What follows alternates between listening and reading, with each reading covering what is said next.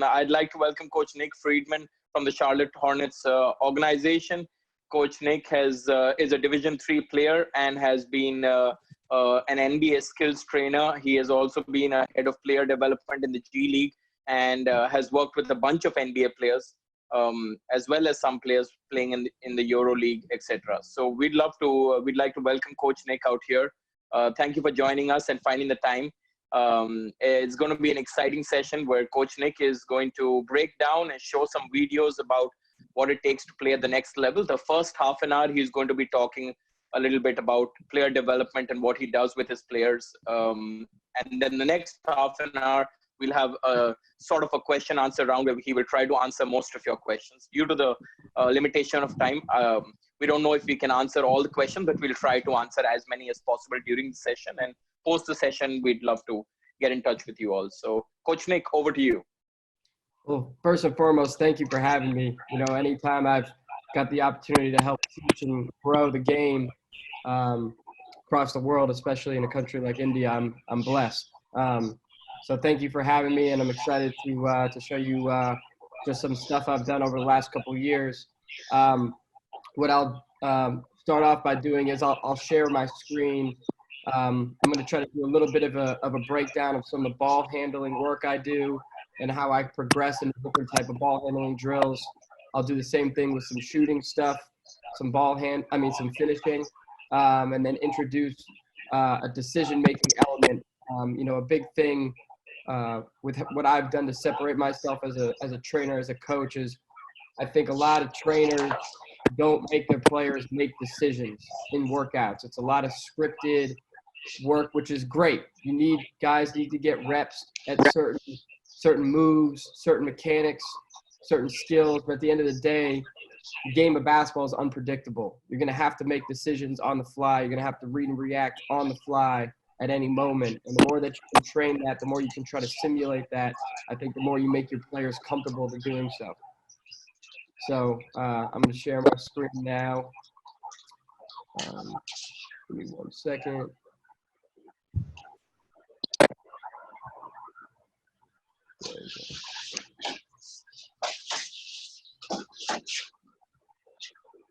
Can everybody see?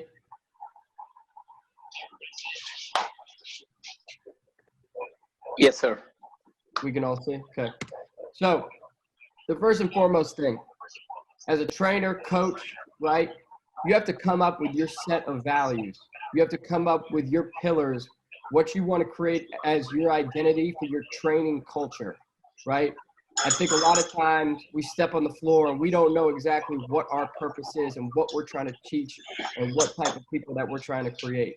At the end of the day, right, it's all about your character, and your game will represent who you are, right? And for me, over quarantine, I've done a lot of thinking about this. This wasn't something that I was necessarily writing down and on a daily basis checking myself as to every workout that I'm in. Am I reflecting these values, and are my players representing these values and ideas, right? So for me, right, these are the things that I think I live by in my life and that I want to represent in my players, and I want my players to play with every single time they touch the floor.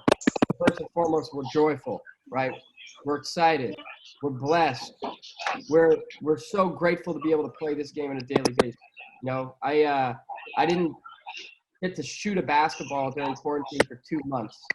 And when I shot that ball, it was like pure joy, right? So I think for us, every single time we step in the court, we got to understand this game can literally be taken from us at any moment, right? So for me, and this was a big thing that Steve Kerr has the Warriors live by, but the word joy, right? I just think it's everything. Respectful. We respect our coaches. We respect our players. We respect the time that each party is putting in. We respect our parents for being able to take us to the court, for being able to be in our lives, right? Like we respect every element that goes into the game to making us successful, right? So that component, respect. Competitive. Every rep we do, there's a competitive purpose to it, whether you're going with another guy in a group, three guys in a group, or even just by yourself, right? Anything you do in this game, you have to have a competitive mindset. There has to be a competitive purpose to it. We're disciplined, right? We're detail-oriented. We're taking instruction, right, very seriously. We understand that this is a game of inches, right? The difference between being good and being great is a matter of inches. And we have to understand that difference is made up through being disciplined consistently, right? Selfless. We play for others. We understand that my teammates are as important as myself, right? Without my teammates, without that mindset of trying to make others better, I ultimately can't achieve my best self, right? So selfless to me is as important as anything. And like I said earlier with the word discipline, consistent, right? We're consistently great at all of these things. We're consistently joyful. We're consistently respectful. We're consistently competitive. We're consistently disciplined. We're consistently selfless, right? And then relentless. We attack it every single day. Every day we attack these things, right? This is our makeup. This is what we want to do. So I say all this, right, to make you guys understand that my training has to reflect the core values of what I believe in, right? And these can all be different for all you guys, but I think it's a good exercise, you know, for us coaches to truly understand what type of people we're creating. Because at the end of the day, right, we're educators, we're mentors, right? We love the game of basketball. The game of basketball will always be great to us, but we're trying to create great people. And we're trying to create people with these type of values, right? So now I'll get into a little bit of training here. So this is like a ball handling progression that I'll use with a workout. I think a lot of times with ball handling, you know, we focus a lot on the stationary and we focus on a lot of dribbles in place, which you have to do to become a great ball handler, but you also have to add the element of covering ground and how to be efficient with your handle. So here you'll see this progression of like a stationary to an explode to a movement type series, right? So this is Kevin Knox here of the New York Knicks. This was this past summer, right? We were working a lot on his hang dribble and exploding out of his hang dribble and a lot of combos out of his hang dribble. So we have a heavy ball here. This is the black ball is a heavy ball, and the regular ball is an NBA, just standard NBA basketball, right? So what I'll do is I'll do the thing what's called pound to pass, right? So we got a hang dribble. Turn the volume off. We've got a hang dribble right behind the back, cross through the legs. Now he'll pass it. Hang dribble, cross the leg, pass. We'll do probably 10 reps here. This is just to warm up the handle. We've got him on a place on the floor where he may make the move. Right? Now we're warming up. Now, the next progression in this, right? Let me rewind it. The next progression is, right, we change up the move, but now we're going to add the element of exploding out of our move, covering ground, and then we're going to add a finish, right? So we're trying to master the through the legs cross, right? Old school Tim Hardaway, crossover killer, right? Through the legs cross, pass. Through the legs cross, pass. Through the legs cross, explode out the move. Now you see how much ground he covers here? His first dribble is taking him all the way to the elbow, right? Kevin Knox is 6'9". He has to get long. He has to be able to cover ground. Now he's got to read me. So at this point, Kev's got to make a decision. If I'm on his hip and he's got me beat, he's going straight to the rim with his right hand. If I cut him off, I'm telling him he's got to use a spin as a counter to get to the rim. So now he covers ground, he spins, he does it, right? So that whole progression, right? Pound to pass, explode to finish.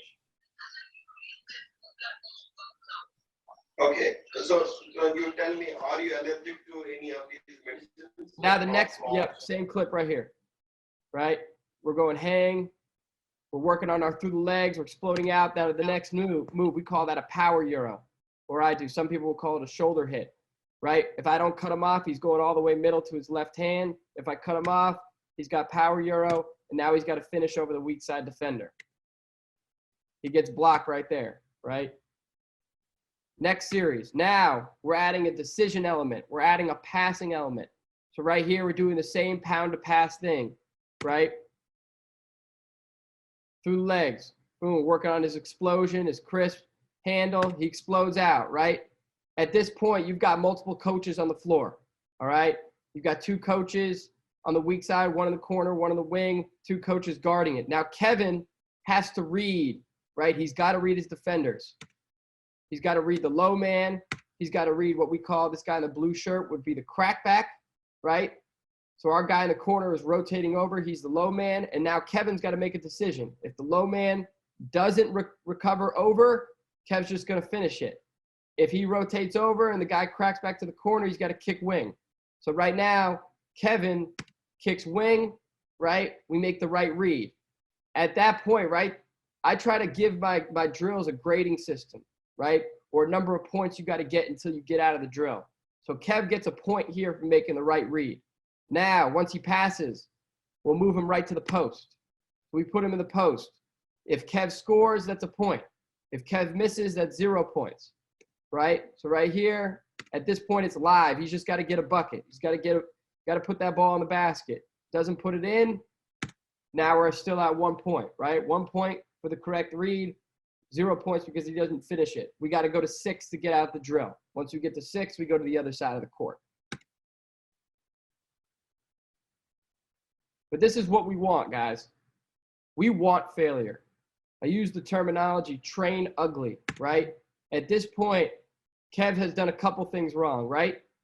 He's cheating the drill in a lot of ways because, one, he's got to look at the rim, right? His first and foremost idea has to be eyes to the rim. I'm always a threat to score, and then when the reads are available, I'm making the right play, right? But his eyes are already on the target. My guy Cam, who's rotating over from the weak side, knows exactly where that pass is going to go. He throws it, he gets deflected, that's 0 points. But we want failure. We want these moments where we can teach the game, right? It's okay to fail. Now, we want to make sure that we get out of those habits as quickly as possible, right? But training ugly breeds excellence, right? You need to be able to create a situation, create an environment where people are going to have struggle and they're going to be uncomfortable, right? This is being uncomfortable, making mistakes.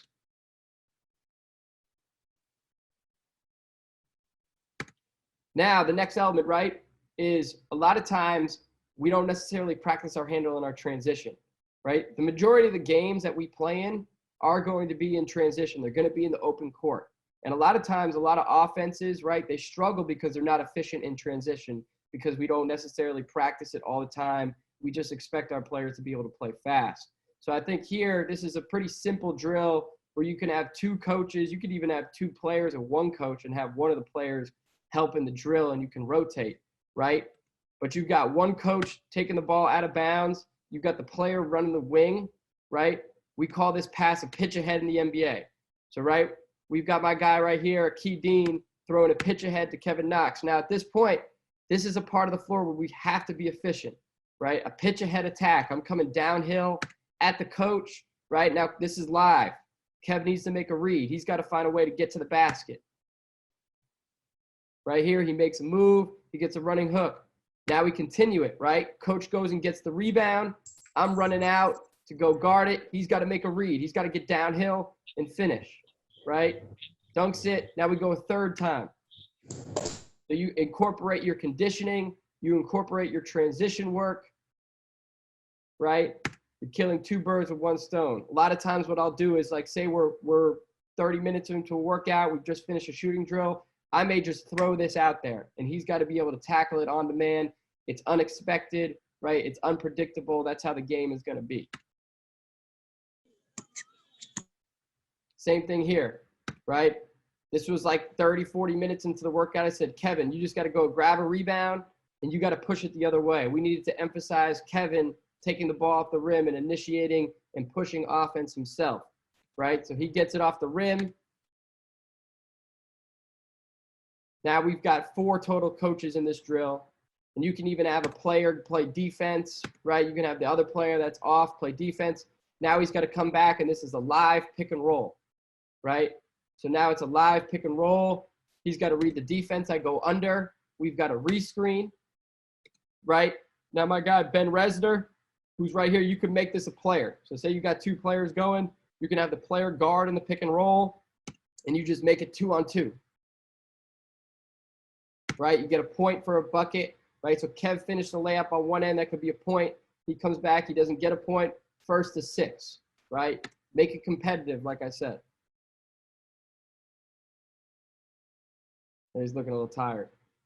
Now for big men, right? So I got to show my big some love.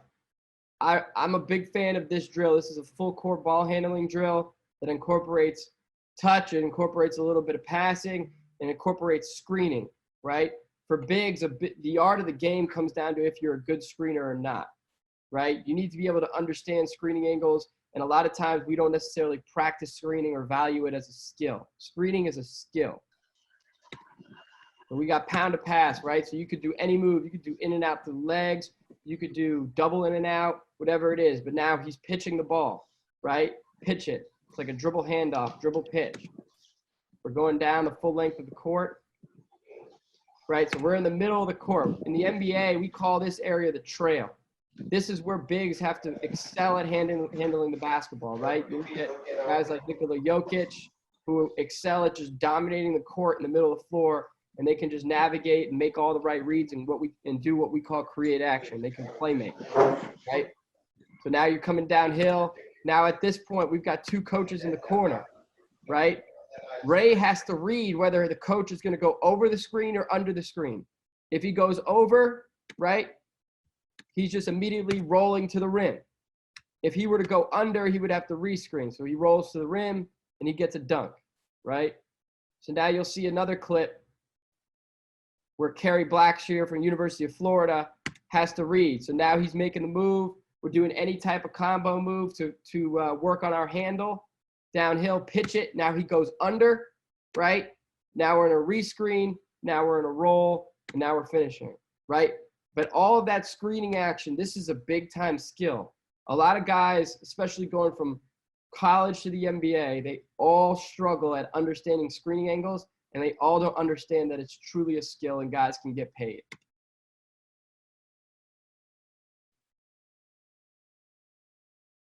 Now, just some shooting stuff, all right? So just simple ways, right, to add in a read, right? So we've got two shots that are scripted. So Kevin knows exactly what the first two shots are going to be. So we've got a shake up out the corner, right? Corner to wing.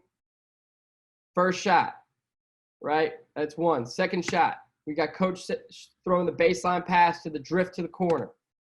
Drift to the corner, right? Now we've got a live element. So I've got my guy Jarnell guarding Kevin.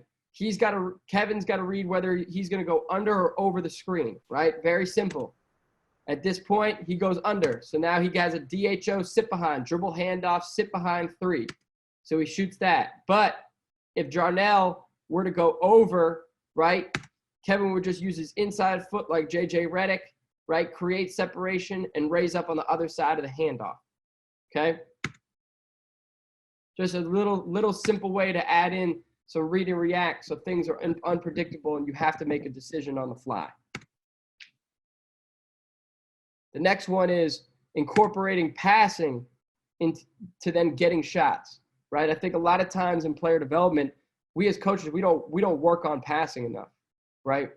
It's coming up throughout my years, everybody thinks that you can't teach instinct. You can't teach IQ, but I beg to differ. I just don't think we dedicate enough time to making passes, right? And that's why a lot of times you see guys with tunnel vision. You see guys with having an excellent ability to score the ball, but they can't make anybody better. Like you see Kawhi Leonard, you see Paul George, you see LeBron James. These guys are all excellent passers, right? They are exceptional at getting their teammates better, even though they're the best scorers in the world. You have to practice passing. So right here, we've got what we call this pass and chase action. A lot of teams will call it a get. They'll call it a hand back. So we've got a hand back, right? It'll be two passes to then two shots.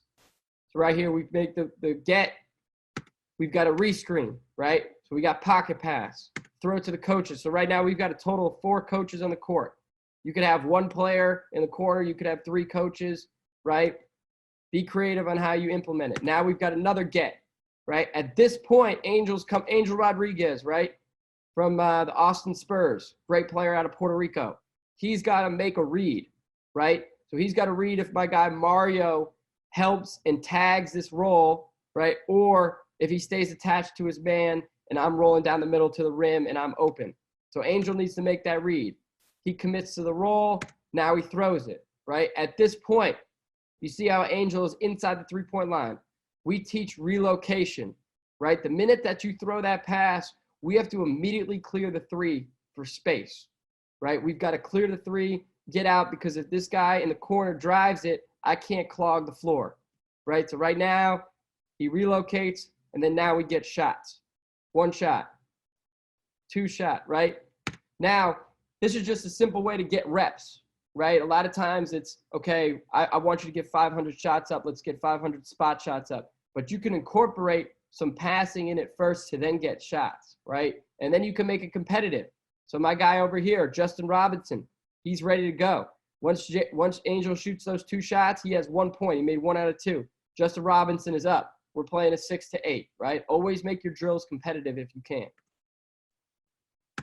The next element of the shooting, right, is you can have a scripted action to a live action to a scripted shot, right? So for us here, we're working at Kevin Knox getting a look out of double. In the NBA, we call this action, we got 2 screeners. Kevin is the first screener. I'm the second screener. We've got a guy coming off of both of these. He tight curls the first, pops back on the second, and shoots it. So he makes that. That's 1 point. Now we're going into a live action. So we're going into a live step up pick and roll, right? I would have a point system for this. So if Kev were to come off here and shoot that 3, that'd be 3 points if he made it. If he were to come off and get downhill and go to the rim, that's 2 points if he makes it. If he settles in the mid-range, we would give him 1 point. We want to emphasize threes and layups, right? That's our philosophy in the NBA. Threes and layups, those are the priorities, right? We want to get to the rim. We want to shoot threes. We want to stay away from early clock mid-range jump shots, right? So we're getting downhill. Kev finishes. That's 2 points. So now he's got a total of 3. Total of 3. Now we give him some spot-up jumpers, right? For every one he makes, that's 1 point. So he's got 4 points so far in the sequence. 4 points, right? Now the next guy would go. Kobe Simmons is ready to go. We're playing at 12. First 12 wins. If you lose, you got to do sprints. You got to give me some push-ups. Okay? Last thing in terms of shooting is I think a lot of times as well, we don't incorporate defense, right? How do we work on our defense? How do we teach technique? How do we kill 2 birds with 1 stone, right? It's all about efficiency. So for here, Kevin Knox needed to work on his length. He was not using his length properly headed into the summer, right? He's long. He's got a 7+ wingspan, right? You got to use every bit of your length. So for here, we're emphasizing length on defense. We've got Cam Wright, the coach, coming into a screen, right? We're hearing the call. So a lot of times in the NBA, we use the terminology weak. So in the middle of the floor, if we're going to weak a pick and roll, that means we're sending it to the left hand, right? We're sending it to a guy's left hand, right? So he's coming, right? He's got hand on the hip. He's directing me into the screen, right? He's physical. He's aggressive. He comes off. He doesn't get screened. He's got an active inside hand, right? He's using his length. Now, goes into another screen, right? So we would say on the side of the floor, we would ice that, right? We would ice it. Some teams call it a down, but it's the same concept. We're just influencing it to the left hand. We're influencing it baseline. He does it again. He jumps into the hip. Great technique. He gets a deflection. Now at that point, let's get some shots up, right? So he throws it. I'm going to set him a down screen. So I set him a down screen. Comes off. He gets a shot. Now at this point, he's got to read this one. If I go over, right, JJ Redick, inside foot. If I go under, he's got to stop short, get the ball in the pocket, and knock it down, right? 1 point for a made shot, 0 points for a miss. Play to 6. Okay, last thing I got for you, finishing, all right? So I break my finishing down into 2 ways of teaching. I say progression and application. So in progression, right, we're close to the basket. We're working on our footwork. We're working on our mechanics and details, right? So for us, I'm having Kev start at about the free throw line. This is the second level of the defense. When we talk about second levels, that's really applied a lot of times to pick and roll, right? So in pick and roll, I come off a screen and I've got to attack a big downhill. A lot of times my moves start at the second level. So right here, we're working on a drop.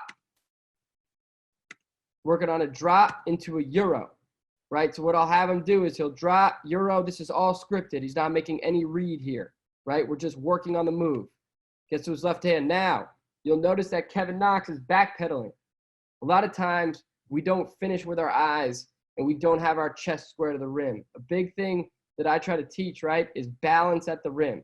So instead of the rep being you finish and then just run back with your back to the rim, keep your chest square to the rim, backpedal, and then now we're into the next rep, and now we're switching hands.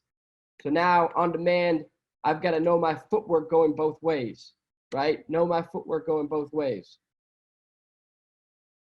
So he'll do four to 6 reps just to get the move down, right? Now, application. So in your drills, right, a lot of times you can't just jump right to the application, to the situation that you want to practice. You got to get the technique down. You got to get the mechanics down. But at this point, right, we've got Kev coming off of a wide pin screen into a ball screen. This is live. I have not told him to make this move, right? But it becomes second nature, and it becomes a habit because we've worked on the mechanics, and then we've introduced it and allowed him to make decisions.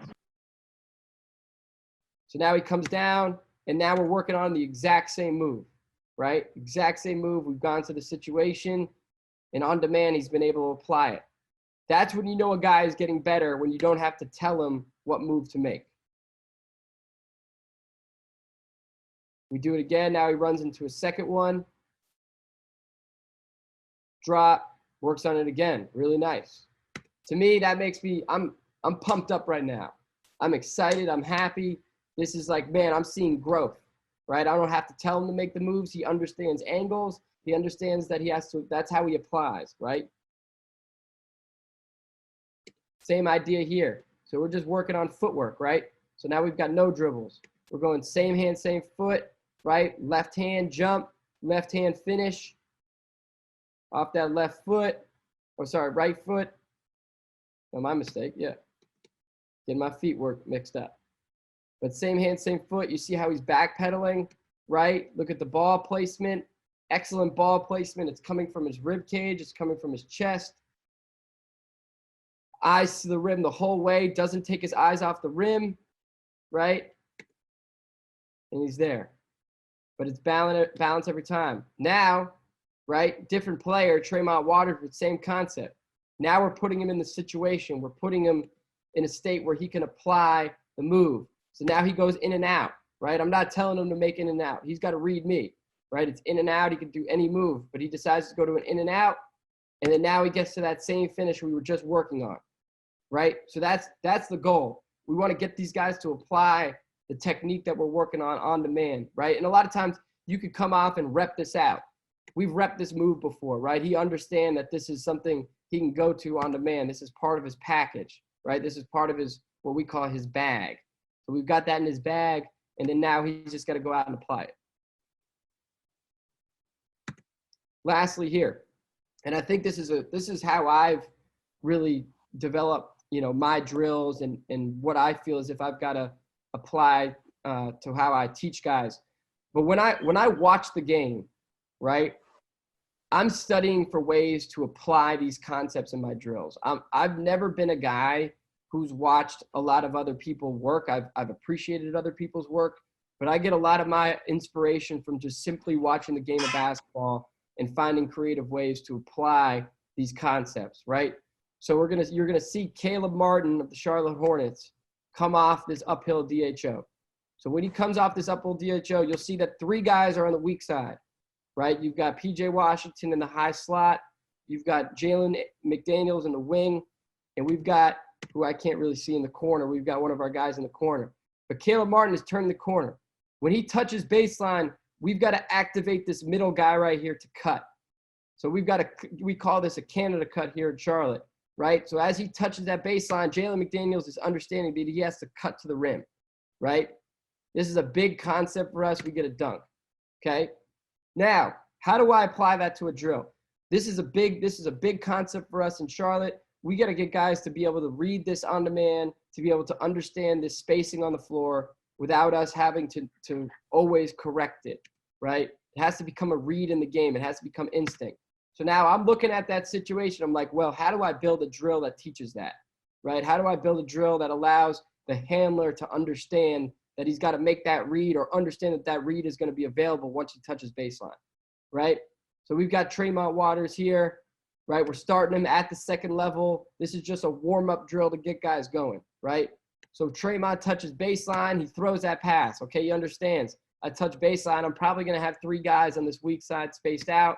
I'm turning the corner. Now I'm throwing in just a creative element to get my guys going mentally. Throw it right back to him. And now we're working on our goofy finishes. Same hand, same foot. Same thing here. Touch the baseline, pass it, throw it back, finish, right? Just rep it out. This is a good way to get warmed up. But again, watching the game, applying what you see, and then applying it creatively.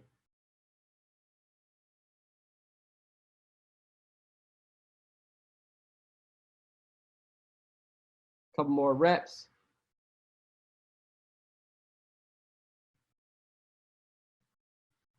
Good work.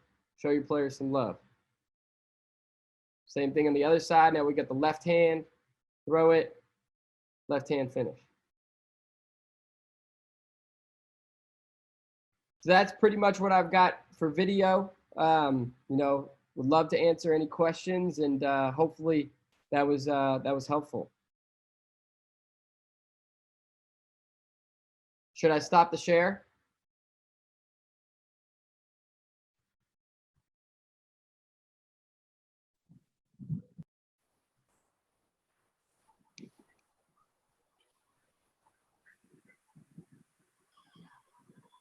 You there, Pradyut? Right.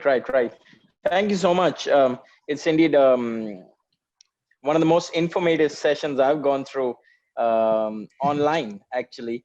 I've seen you live training, so that's been a pleasure indeed. And it really helps us understand player development from a perspective which is almost not taught in the country right now, in terms of players being made to go through these kind of workouts. It's a really ancient system which we are currently using, and we do have a foreign coach now with the Indian national team, so I'm sure he's from Serbia, so he's using a lot of the latest skill development stuff. But yeah, what we need to understand in India is that we need to do this with high school players, with middle school players in some way. I'm not saying the entire thing, but I've seen players going through skill workouts when they're in grade 10th or grade 11th. So thank you so much for that. I'd like to start with you telling us a little bit about your experience at the Mamba Sports Academy. What was that like, and how did you get there, and just a little bit about it? Yeah, so we were training there, Kevin Knox and I, last summer, and you know, that was where we were stationed at for majority of our off season. You know, it was a great experience. I never actually got to see Kobe in there, you know, but it's an awesome facility. It's, you know, you have a lot of guys in there. Anthony Davis was in there. Drew Holiday was in there. It was awesome. You know, it's a really great place. And, you know, I'm very fortunate that Kobe was able to, you know, give that to us, you know, before he unfortunately passed.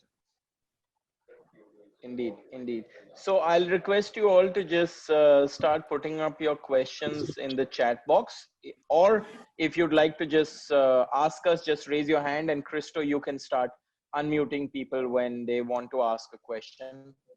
So anybody, please feel free to just put it up in the chat box, and we'll try to answer that. Christo, can you mute Raul, please? Or Raul, you can unmute yourself on your own. Hi, Coach.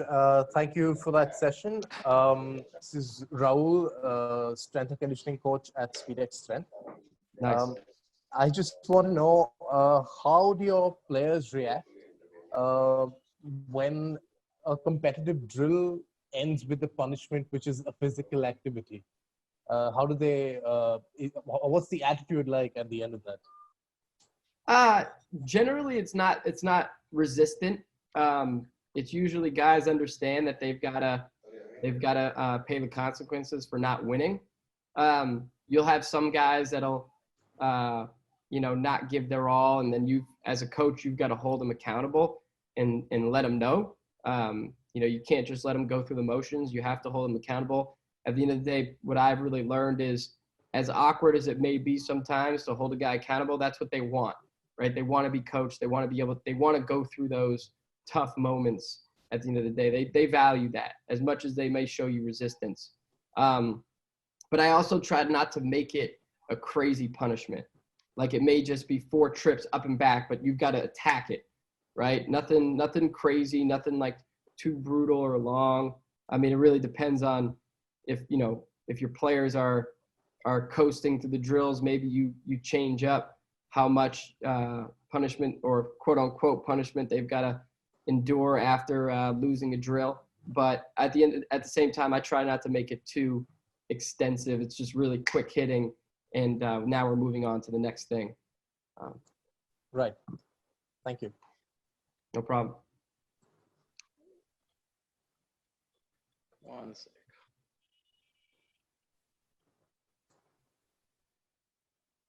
Right. If you could, we've got a question from Ananya. How to increase your? I'll skip the height part, but how are you working with the speed in terms of shooting skills, and how do you do that during your skill development sessions with these players in terms of some form of conditioning, I would say, to improve that while you're working on the skill development side of it? Yeah, so if I'm doing shooting drills to improve conditioning, right, I'm trying to have what we call multiple shot sequences. So if you saw the first shooting drill that I did with Kevin Knox, there was 3 shots, right? So say if you're going with 2 players, it may be a corner shake-up 3, a corner 3, and then a dribble handoff 3. That would be 1 set, and then the next guy goes. But you could do it all over the court, right? You could go corner to corner. But like, if you want to, I think, improve your conditioning, you want to take multiple shots in the sequence. And I usually do 3 to 5 shots at a time. And I'm going through it game speed, right? Everything is a sprint. I'm changing speeds, right? Maybe not be 1 speed, but when I'm getting into my movement, right? When I'm getting into my shot, I'm sprinting to spots. I'm doing it game speed, right? I'm not half-assing the rep, because that's how ultimately I'm going to get my conditioning in. I have to visualize, right? Kobe Bryant, I don't know if you've ever heard stories of Kobe in the gym, but a lot of times he's in there 4:30, 5 o'clock in the morning, and he's doing all this by himself. And every rep is with the visual that this is the game, right? Visualization is a skill. That's what he taught me, right? From me just studying him over the years and hearing stories, right? The art of visualization. So you have to visualize in order to truly get better and truly get into shape. Indeed. I recently just watched a 20-minute workout of Steve Nash just shooting on a court, and there was nobody passing him the ball. He's getting his own rebound, just getting reps, and that was average speed for 20 minutes. But I guarantee all these players out here and everybody, that 20 minutes is probably an hour of running. And it's he included pull-up jumpers, he included 3-pointers, he included runners, he included floaters, and he included good quality form shots. So you don't really need to go really fast. You could go at a average speed when you're doing your workouts, and it could be just some conditioning and jogging, getting your own rebound. That's a great conditioning drill in itself. Yes, absolutely. I used to do that. That was actually the drill or the workout I used to do all the time when I was playing. I love that workout. 20 minutes straight. And like you said, like, you can change it up, right? Like, you can, if you don't have a coach, like that's the type of stuff that you can just get on the court and do by yourself. And honestly, it makes you such a better shooter off the bounce, because you've got to go into your reps off the dribble a lot of times. You got to spin the ball to yourself. That's how I thought I got a lot better at shooting threes off the bounce, was I was doing a lot of that stuff. It's an easy workout to find. You go to YouTube, you type in Steve Nash 20 minutes, it comes right up. It's an excellent workout. Right. So we have a question from Saurabh Sarki. If you could talk about off-season and recovery. Why? So you're training a lot of players during the off-season as well. How do they go through such intensive workouts with you, as well as focus on recovery at the same time for their season? Well, you see a lot of high intensity in those drills. I try to, if we train 6 days a week, 3 to 4 of those days will be high intensity. The other 2 days will be more moderate to low intensity, where it's a lot of shooting, a lot of just touch and stationary ball handling, form shooting stuff. You can't overexhaust yourself, right? Especially at that level. But you have to space it out and understand, okay, if I can get 3 hard, high-intensity training days in, that's where I know I can truly get a guy better. And then those other days, those are, even though it's lower intensity, those are the days where you have to have excellent mental concentration, right? Because you're still getting your work in, you're still working on your form, your technique, your mechanics, and that's the stuff that really separates you, right? But when it's time to work on your high intensity, we're working. And we're trying to emulate the game. But like usually how I would structure a week in the summer would be like Monday would typically be kind of like a mechanical day, just to get, say if you're coming off, because Sundays I usually give off and I don't want to just throw the body into getting, right to it. So Monday will be like, we'll go in the mornings shooting. We may go in the evening again shooting. Tuesday would be your high intensity session. Wednesday, we would do like a little bit of skill work, and then I would love to, I think you got to play in order to truly get better. And a lot of times we do all this skill development, but we have to hoop, right? 5-on-5, 3-on-3. So Wednesday would be like a playing day, right? And then we would have the rest of the day off. You've got your lift after, obviously. Thursday, we would get back to, maybe I would do the high intensity workout. Thursday, medium to higher intensity. Friday, high intensity. Saturday, shooting. Sunday off. So Sundays, I usually take off completely. Right. Thank you. We've got a question from Pujit. If you could explain the 0-1-2 step.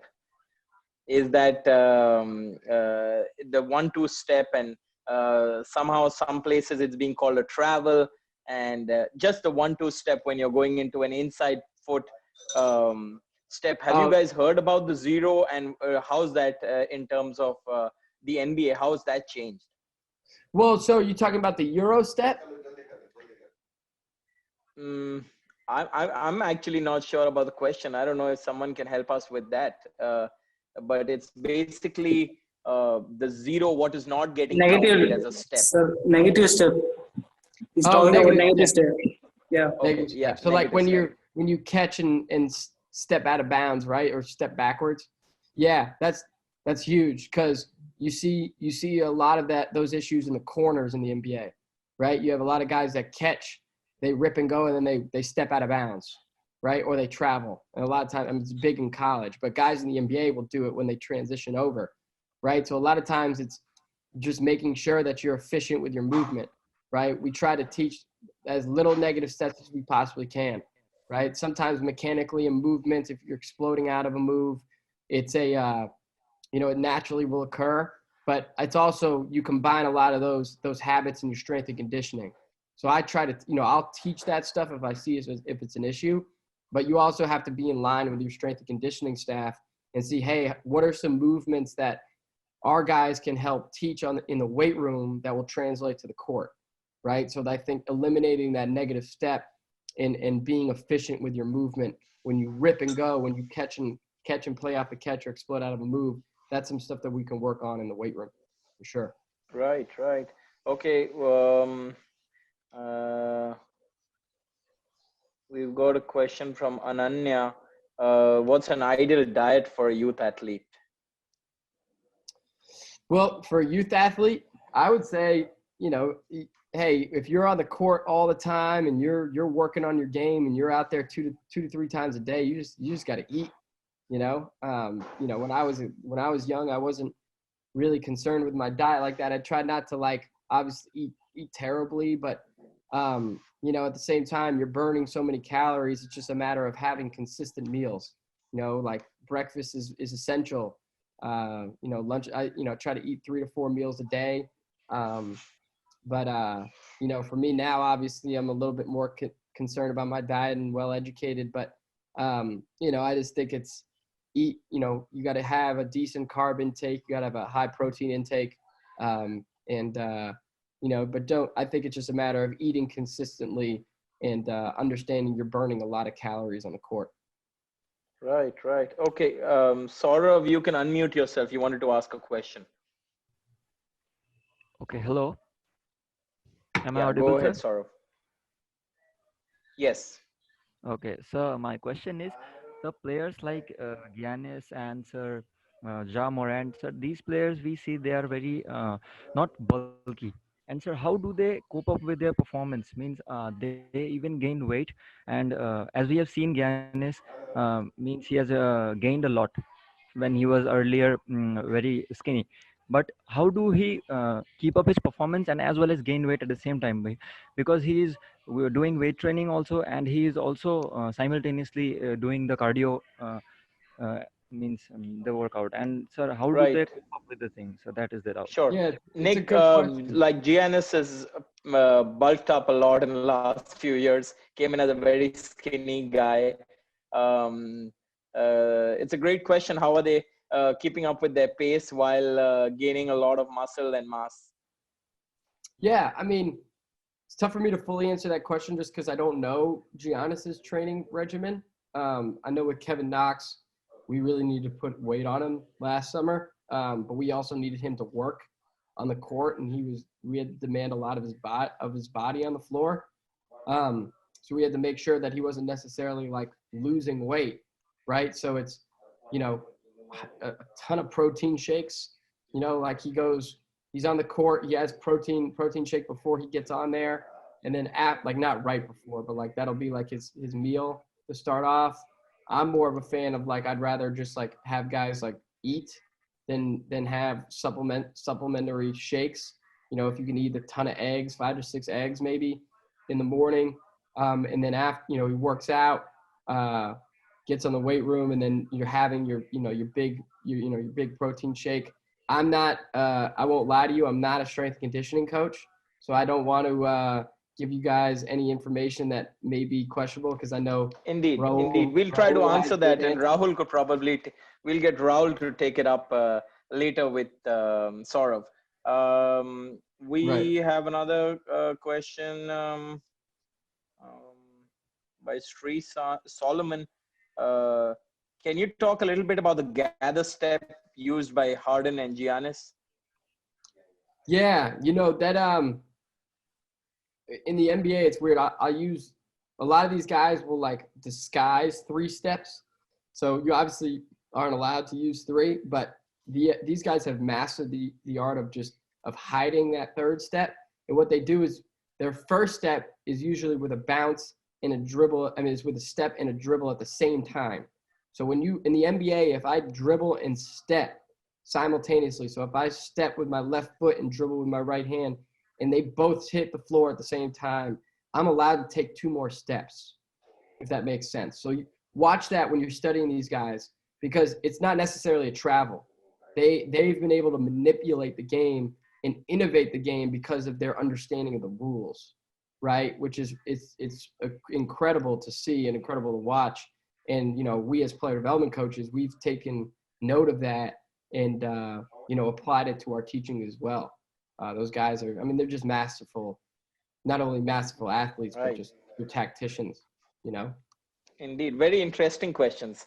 We've got Srisant who has asked a few small tips about improving shooting. What would be your go-to principles in terms of helping players when they're probably shooting on themselves, or as coaches, if we have to work on shooting with our players? What are some key principles you'd like us to take on?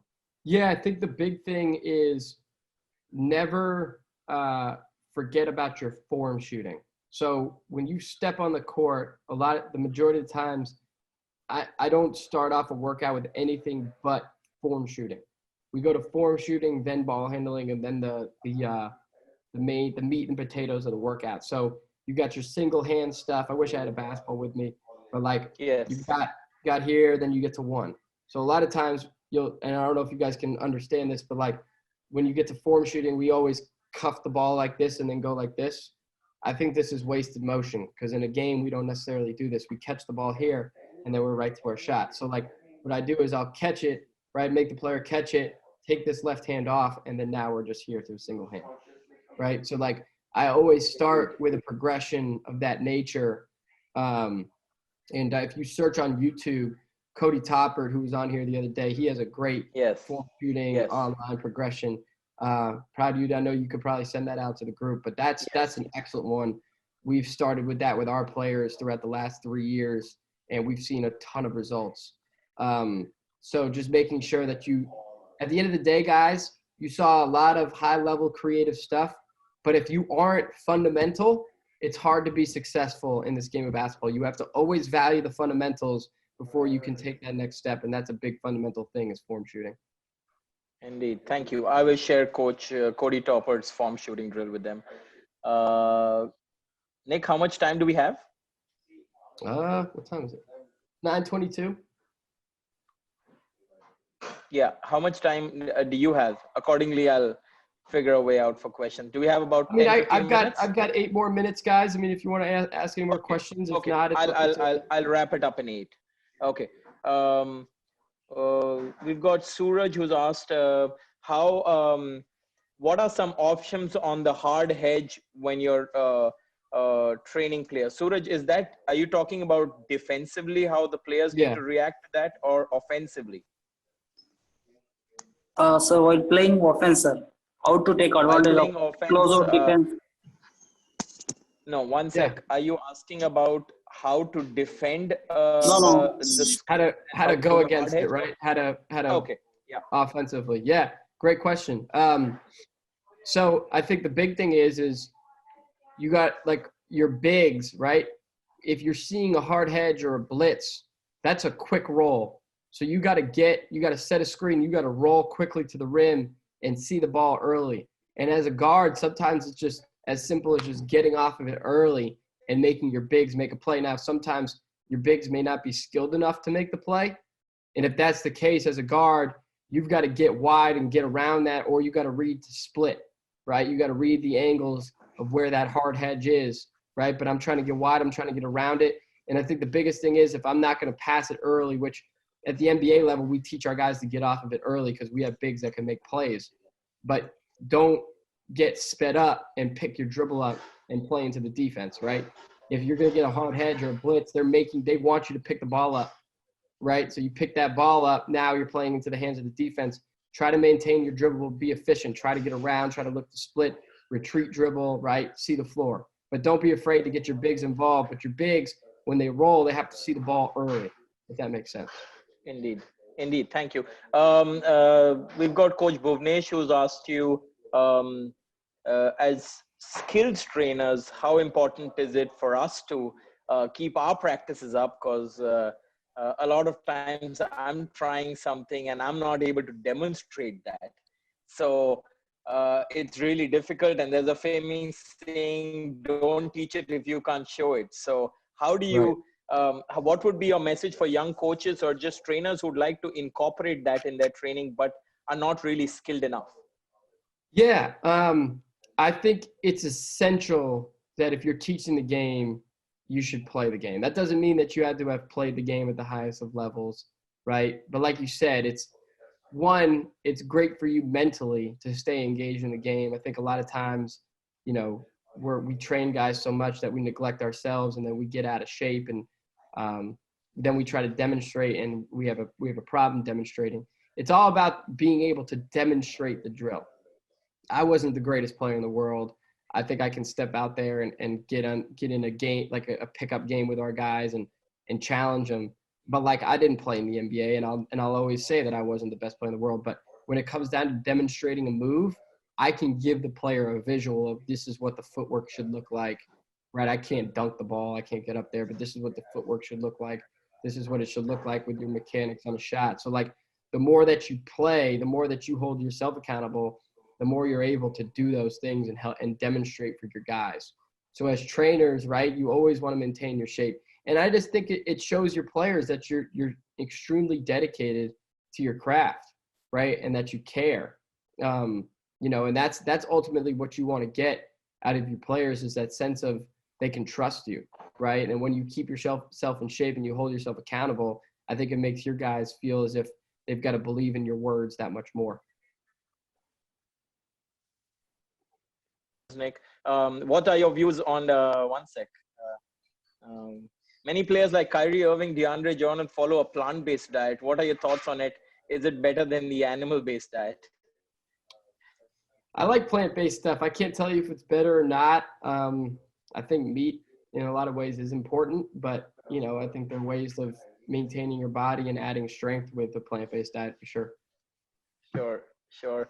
Okay, and we've got the last question from Vivek.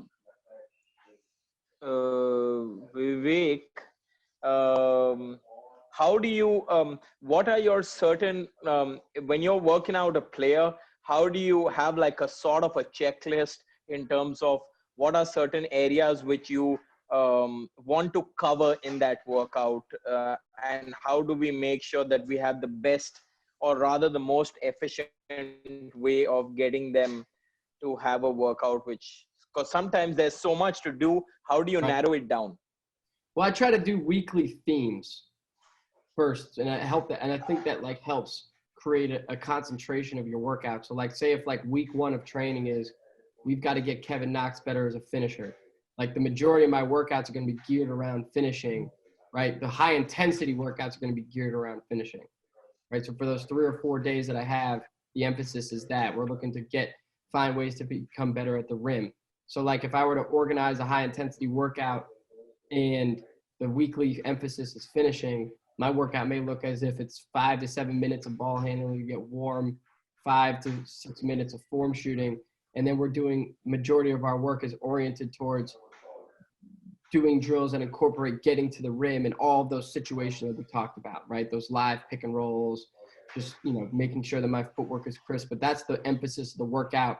And then like, say for instance, my first finishing segment drill is 8 minutes. I do 8 minutes of finishing, then it may transition right into a quick, efficient shooting drill. All right, we got to make 3 in a row from 7 spots so that you're maximizing some reps, but you're also maximizing efficiency, and we're not getting held up on things too quickly, for too long, right? Then we transition to another 8 to 10 minutes of finishing, and then we go right into another 3 in a row, right? So that may bring you to about like 40 minutes of work, right? Then you've got maybe an extra like 15 minutes. I try to keep my workouts at no more than an hour and 5 minutes, right? Maybe a little bit over an hour for a high intensity session, but typically like we're on the court for 50 to an hour and 5. I think when you go for an hour and a half. Right. That answers another question we had by Rahul.